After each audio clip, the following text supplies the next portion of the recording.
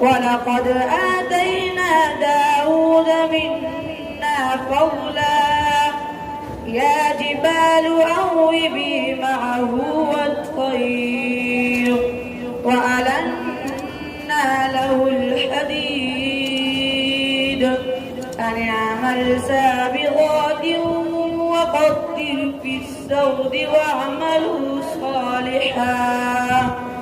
إني بما تعملون بصير. ولسليمان الريح غدوها شهر ورواحها شهر وأسلنا له عين القطر ومن الجن من يعمل بين يديه بإذن ربه ومن يزغ منهم عن أمرنا نذقه